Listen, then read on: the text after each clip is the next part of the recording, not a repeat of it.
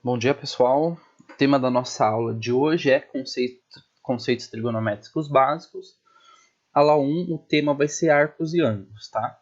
Então, a habilidade que eu escolhi aqui relacionada à aula de hoje é compreender a diferença entre medida e comprimento de um arco, tá bom? E para entender essa diferença, eu vou utilizar aqui um relógio analógico. O relógio é aquele que a gente utiliza na parede de casa ainda, né? Então, olha só o relógio analógico. O relógio em si é uma circunferência, tá?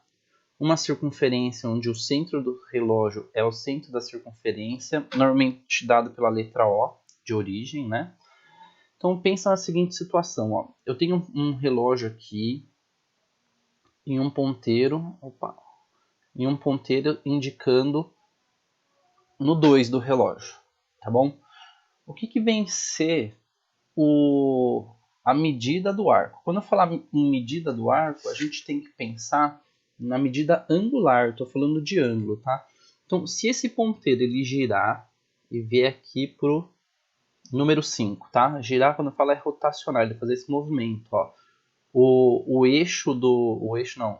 A extremidade do ponteiro ele fica fixa e a outra extremidade ele gira, ó, ele rotaciona.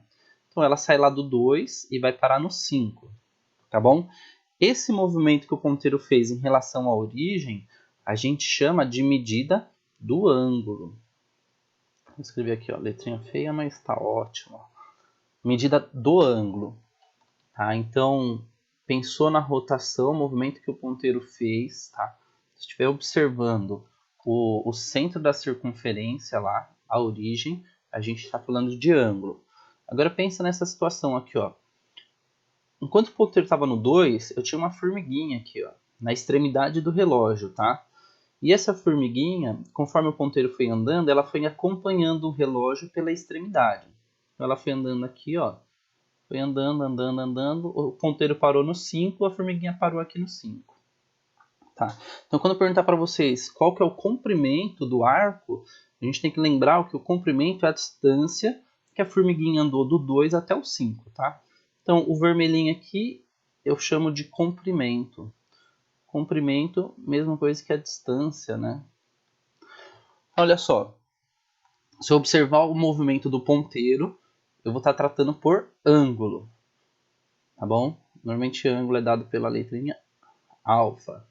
Se eu quiser saber a distância que a formiguinha andou do 2 até chegar no 5 aqui pela extremidade do relógio, eu estou falando de comprimento, beleza?